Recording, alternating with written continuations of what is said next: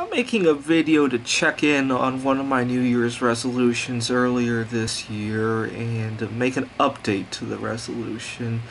So earlier this year I had talked about how I had made some mistakes negotiating odd jobs with people locally or on Craigslist, and I realized I have another problem going on.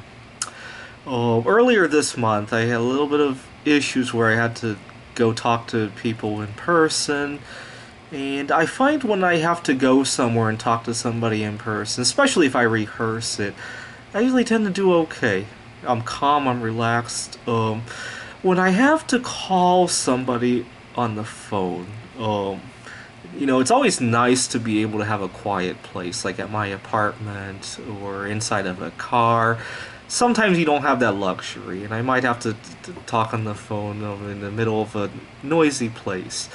Usually in public, it's a conundrum because you want to look for a quiet place to talk on the phone, but obviously if it's a quiet place, people don't want you talking loudly on the phone.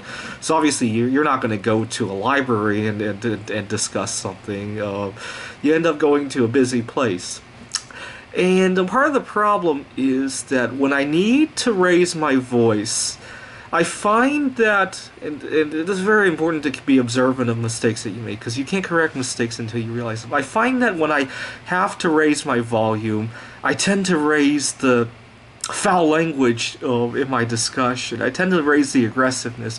I can't seem to separate the two, but I'm hoping that this past few weeks, now that I recognize that I have this problem, I'm hoping I can work on it. I didn't realize I had this problem until very recently, because I used to use much more foul language than I do today, and it worked to my detriment. And I realized that over the phone it becomes a little bit tricky, especially when I talk to somebody in person.